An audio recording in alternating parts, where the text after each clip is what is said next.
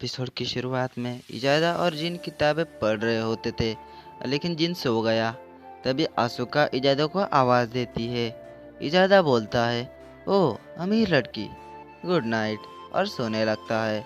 आसुका उस पर हमला करने के लिए आगे बढ़ती है, लेकिन इजादा जिन को आगे कर देता है। इजादा बोलता है, ओए अमीर लड़की, चमकती बिजली को जगाना खतरनाक होता है, तुम जानती हो। उसकी बात को बीच से काटकर आसुका बोलती है, ज़रूरी काम है, ये देखो, और एक लेटर देती है। इजादा पढ़ता है, राइज ऑफ फायर ड्रैगन की पार्टी। वहाँ नॉर्थ के आर्ट और क्राफ्ट होंगे बेचने के लिए, और कुछ ऑर्गेनाइजेशन गेम्स भी रखेंगे। वहाँ मेन इवेंट को फ्लोर मास्टर शुरू करेगी। अरे वाह, ये हुई ना बात, चलो चले। पर तुम्हें ये मिला कहाँ? आसुका बोलती है, लगता है ब्लैक रैबिट ये हमसे छुपा रही थी। काशिकाबो को ये मिल गया। इजादा बोलता है, छुपा रही थी, और जीन की तरफ देखता है। जीन बोलता है, तुम नहीं जा सकते, पता भी है नॉर्थ साइड के बॉर्डर यहाँ से कितना दूर है। काशिकाबो बोलती है, तुमने हमसे इतना कमाल का फेस्टिवल छुपाया। आसुका बोलती है, हम यहाँ इतनी मेहनत कर रहे थे कम्युनिटी के लिए। इजादा बोलता है, शायद हमें ब्लैक रैबिट और बाकियों को सबक सिखाना चाहिए। फिर हमें ब्लैक रैबिट को दिखाते हैं, जो एक लेटर पढ़ रही थी जिसमें लिखा था, डियर ब्लैक रैबिट, हम इस राइज ऑफ फायर ड्रैगन के फेस्टिवल पार्टी में जा रहे हैं, जो नॉर्थ और ईस्ट साइड के बॉर्डर पर होगा। अगर तुम आज रात से पहले हमें नहीं पकड़ा तो हम ये फेस्टिवल छुपाने की सज़ा के तौर पर हम तीनों कम्युनिटी छोड़ देंगे। ढूंढना शुरू करो। फिर वो लेटर फाड़ कर बोलती है, वो चमन चूतिए। फिर अगले सीन में इजादा बोलता है, ये हमारी पहली ट्रिप है साथ में, तो हमें रास्ते में मज़ा करना चाहिए। कासुकाबे और आसुका ओके बोलती है। इजादा बोलता है, तो कुछ मज़ेदार करने का कोई रास्ता है लीडर? जीन बोलता है, क्या तुम्हें सच में नहीं पता कि नॉर्थ बॉर्डर यहाँ से कितनी दूर है? लिटिल गार्डन की ज़मीन को स्टार से कंपेयर कर सकते हो। एस्ट्रल गेट की मदद से सफ़र करना आसान है, पर वो बहुत ही महंगा है। आसुका इजादा से पूछती है, कितना दूर होगा? इजादा बोलता है, अगर हम सन को एग्जाम्पल माने तो अर्थ से 13,000 गुना ज़्यादा बड़ा होगा। जीन बोलता है, अगर मैं ऐसे ही अंदाजे से बोल दूँ और हम थोड़े नॉर्थ साइड में ही हैं तो शायद 9,80,000 किलोमीटर होंगे। इसलिए चलो इसे भूल जाते हैं और घर चले। आसुका बोलती है, हम नहीं जा सकते, ब्लैक रैबिट को वो लेटर देने के बाद तो कभी नहीं। इजादा बोलता है, हाँ, हम इसलिए 1000 आई से बात करनी होगी, क्योंकि उन्होंने ही लेटर हमें भेजा था। फिर हमें ब्लैक रैबिट को दिखाते हैं। एक लड़की बोलती है, वो कैफेटेरिया में नहीं है, वो बात तब में भी नहीं है। लेटिसिया बोलती है, वो ज़रूर नॉर्थ साइड गए होंगे, हम अभी तक जीन और लिलिया भी नहीं दिखे। ब्लैक रैबिट बोलती है, लॉकर के पैसे भी सुरक्षित हैं। लेटिसिया बोलती है, उन्होंने गेट भी यूज़ नहीं किया। ब्लैक रैबिट, तुम्हें गेट की तरफ जाना चाहिए, तुम अपनी स्पीड से उन तक पहुंच पाओगी, और अगर नहीं पहुंची पाई तक, क्योंकि तुम लिटिल गार्डन की खास मेंबर हो, तो तुम फ्री में गेट यूज़ कर पाओगी। ब्लैक रैबिट बोलती है, घर का ध्यान रखना, वो चमन चूतिया वो बचेंगे नहीं।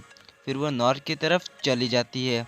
फिर अगले सीन में जहाँ पर शिरोशादा बोलती है, तुम्हें इनवाइट किया था तो मैं यही सोच रही थी, पर उससे पहले मुझे एक और बात जाननी है। तुम्हें से ऐसी अफवाह उड़ रही है कि तुमने डीमन लॉर्ड को हराया है, क्या ये सच है? आसुका बोलती, ओ हाँ। शिरोशादा बोलती है, और कम्युनिटी के ऊपर वाले लोग भी यही सोचते हैं। ईस्ट के फ्लोर मास्टर एक ऑफिशियल रिक्वेस्ट करते हैं इस कम्युनिटी को जो डीमन लॉर्ड को हराती है। क्या ये चलेगा सर जीन? जीन बोलता है, दौड़ेगा। शिरोशादा बोलती है, वैसे तुम फ्लोर मास्टर के बारे में कितना जानते हो? आसुका और कासुका बोलती है, हम नहीं जानते। इजादा बोलता है, मैं थोड़ा सा जानता हूँ। शिरोशादा बोलती है, फ्लोर मास्टर लिटिल गार्डन के लेयर को संभालते हैं, और उनकी जिम्मेदारी होती है शांति बनाए रखना और छोटी कम्युनिटी की मदद करना। इन पर एक और जिम्मेदारी होती है, डीमन लॉर्ड जैसे बुरे खतरों का सामना करना और उन्हें रोकना। हमें फ्लोर मास्टर को इस जिम्मेदारी के साथ कुछ हक भी दिए जाते हैं। फेस्टिवल इसलिए मनाया जा रहा है क्योंकि नॉर्थ के एक फ्लोर मास्टर सेलेमेंडर के हेड अपनी वारस के लिए गद्दी से उतर चुके हैं। अचानक जीन बोलता है, सेलेमेंडर। अशोका बोलती है, तुम जानते हो? लिलिया बोलती है, हमारी कम्युनिटी के उनके पिछले लीडर से बहुत अच्छे संबंध थे। जीन बोलता है, मुझे तो पता भी नहीं था कि उनका लीडर बदल गया। अब लीडर कौन है? शिरोशादा बोलती है, पिछले लीडर की बेटी संदोरा। जैसे ही उसका काम के लिए फायर ड्रैगन नाम दिया गया है।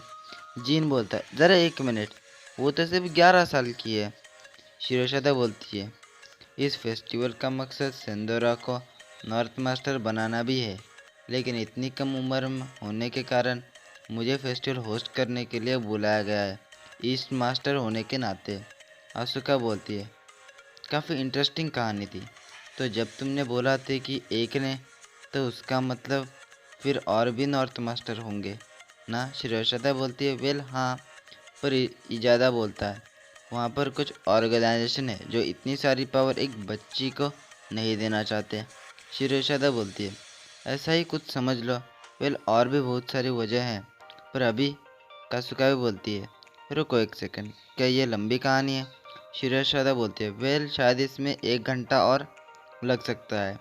इजादा बोलता है, शिरोशादा हमें नॉर्थ साइड ले चलो। शिरोशादा बोलती है, मुझे कोई प्रॉब्लम नहीं है, पर इसका मतलब तुमने मेरी रिक्वेस्ट को मान लिया है ना? इजादा बोलता है, हाँ। और फिर शिरोशादा 2 बार ताली बजाती है और फिर बोलती है, हम नॉर्थ साइड पहुंच चुके हैं। फिर हमें नॉर्थ सिटी दिखाई जाती है। वो सब नॉर्थ सिटी देख ही रहे थे, तभी वहाँ पर ब्लैक रैबिट आती है और बोलती है, आखिर तुम्हें ढूंढ ही लिया चमनचुतियो। तभी इजादा अസുका को लेकर भाग जाता है। कासुका भी भागने वाली होती है, लेकिन ब्लैक रैबिट उसका पैर पकड़ लेती है और बोलती है, आज तुम्हें एक लेक्चर दूंगी। फिर कासुकाबे को शिरोशादा के ऊपर फेंक देती है। शिरोशादा बोलती है, तुम आजकल बहुत मतलबी हो गई हो। ब्लैक रैबिट बोलती है, तुम देखना कैसे मैं उन दो को पकड़ती हूँ। फिर वो चली जाती है। फिर अगले सीन में इजादा बोलता है, वो कहीं दिख नहीं रही। वो लेटर भले ही एक जोक था, लेकिन हमने उसे बहुत गुस्सा दिला दिया है। अशोका बोलती है, हम वॉक पर क्यों नहीं चलते, मेरा साथ दोगे? इजादा बोलता है, ओह तुमने बोला था मैं खतरनाक और बदतमीज़ हूँ। अशोका बोलती है, इतनी छोटी बात पर ध्यान देना ये एक जेंटलमैन की निशानी नहीं है। फिर वो लोग चले जाते हैं। फिर अगले सीन में शिरोशादा को सब कुछ पता चल जाता है। फिर वो कासुकाबे को एक गेम पार्टिसिपेट करने का कहती है, क्योंकि उसमें क्रिएटिव टाइप गिफ्ट वाले ही हिस्सा ले सकते हैं। तुम्हारा गिफ्ट जेनोमो ट्री एक मास्टरपीस है और मैं जीतने वाले को एक पावरफुल गिफ्ट दूंगी। कासुकाबे हाँ कर देती है। फिर अगले सीन में आसुका कुछ पढ़ रही थी। वो बोलती है, सैलेमेंडर कम्युनिटी की तरफ से एज बिन टाइटल हमारा फर्स्ट हैंड लीडर लॉर्ड सोकायामुरा की स्पिरिट मेड टैक्टिक मूर्ति। इजादा बोलता है, स्पिरिट मेड? शायद वो बोलना चाहते हैं कि उन्होंने उसमें आर्टिफिशियल टैक्टिक यूज किया है। एक नेचुरल ग्लास है, एक रेयर पत्थर मीटेराइड की ज़मीन से टकराने पर उसकी एनर्जी और हीट से बनता है। तभी उन्हें कुछ कैंडल और लैंटर्न उड़ते हुए दिखते हैं। आसुका बोलती है, क्या यहाँ पर पंपकिन मॉन्स्टर भी होगा? तुम लोग उसे कुछ हेलो फेस्टिवल। इजादा बोलता है, पंपकिन मॉन्स्टर? तुम जैक द लैंटर्न की बात कर रही हो? सब जानते हैं कि वो हेलोवीन। रुको, तुम सीधा वॉर के बाद के टाइम से आई हो? आसुका बोलती है, हाँ। तो क्या तुम फ्यूचर से आए हो? मेरी जगह बहुत बोरिंग थी, क्योंकि मेरे पास दूसरों को ऑर्डर्स देने की एबिलिटी थी, तो मुझे सबसे अलग एक बोर्डिंग स्कूल में रखा गया था। पर लिटिल गार्डन आने के बाद मैं बहुत खुश हूँ, मैं इतना कुछ कमाल का देख पाई। इजादा बोलता है, हम नो नेम की ज़मीन को ठीक कर देंगे और वहाँ पर हमारा पहला गिफ्ट गेम रखेंगे जिसका नाम होगा हेलोवीन। अस्का बोलती है, बहुत अच्छा आइडिया है। तभी वहाँ पर ब्लैक रैबिट आती है और बोलती है, उस ज़मीन को ठीक करना होगा। हम चाहते हैं तुम दोनों होस्ट बनो, तो अब जब मैं तुम्हें पकड़ लूँगी तो तुम हार मान लो। वो दोनों बोलते हैं नहीं। फिर पीछे से लेटिसिया आसुका को पकड़ लेती है और बोलती है हार मान लो आसुका। आसुका बोलती है इजादा बहुत बुरा होगा अगर तुम बिना लड़े पकड़े गए तो। इजादा बोलता है समझ गया, मुझ पर छोड़ दो माय लेडी। ब्लैक रैबिट बोलती है तुम बचोगे नहीं, आज मेरा सब्र खत्म हो गया है। मैं तुम्हें आज एक लंबा और गंदा लेक्चर दूंगी ब्लैक रैबिट स्टाइल में। फिर अगले सीन में एक लड़का बोलता है लॉर्ड मेंदोरा एक प्रॉब्लम हो गई है। वो सीन वही कट होकर कुछ लोग बोलते हैं एक रैबिट, वहाँ एक मून रैबिट आ गई है, लिटिल गार्डन की खास मेंबर, लोअर लेवल्स में क्यों है। ब्लैक रैबिट बोलती है हार मान लो इजादा। इजादा बोलता है क्योंकि हमारी ऑडियंस शो देखना चाहती है तो क्यों ना हम अपना एक गेम खेलें। अगर मैं जीता तो तुम मेरी एक बात मानोगी और अगर तुम जीती तो मैं तुम्हारी एक बात मानूंगा। फिर एक लेटर आता है, उसमें लिखा था गेम की शुरुआत होगी सिक्का उड़ाकर, जो पहले अपने ओपोनेंट को पकड़ेगा वो जीत जाएगा, जो हारेगा वो विनर की एक बात मानेगा। फिर इजादा सिक्का उड़ाता है। फिर सीन वहीं पर कट होकर आसुका के पास जाता है। वो लोग घूम रहे थे, तभी आसुका को एक फेरी दिखती है। लेटिसिया बोलती है वो बिछड़ गई है क्योंकि छोटी फेरी अक्सर ग्रुप में होती हैं। फिर वो फेरी आसुका से डरकर चली जाती है। आसुका उसका पीछा करती है। लेटिसिया आसुका के पीछे जाती है। अगले सीन में ब्लैक रैबिट पीछे कूदती है और इजादा उसको पकड़ता है। ब्लैक रैबिट पीछे भागती है, इजादा उसका पीछा करता है। उन दोनों की स्पीड बराबर थी। जब इजादा तेजी से पकड़ने आगे बढ़ता है तो ब्लैक रैबिट कूद के पीछे हो जाती है। इजादा बोलता है मैं कब से उस स्कर्ट के अंदर देखने की कोशिश कर रहा हूँ लेकिन मुझे कुछ नहीं दिख रहा। ब्लैक रैबिट बोलती है ओह तो तुम इसलिए फ्रस्ट्रेटेड हो क्योंकि तुम इसके अंदर देख नहीं पा रहे हो।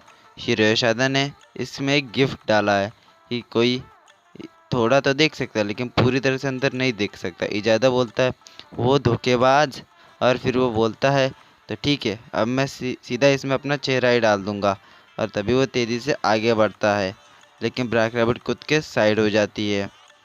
और फिर इजादा बोलता है ओ वो चली गई, लेकिन ब्लैक रैबिट पीछे बोलती है तो ठीक है मैं जीत गई। और फिर वो नीचे कूद जाती है।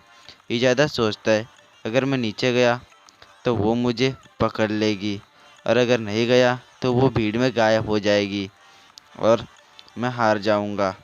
इजादा बोलता है इस बार मैं तुम्हें फंसाऊंगा।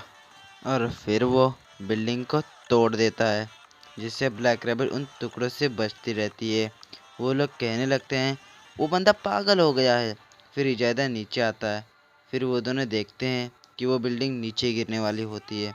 फिर वो दोनों अपनी अपनी पावर यूज करके उसके टुकड़े टुकड़े कर देते हैं और हवा में ही एक दूसरे को पकड़ लेते हैं।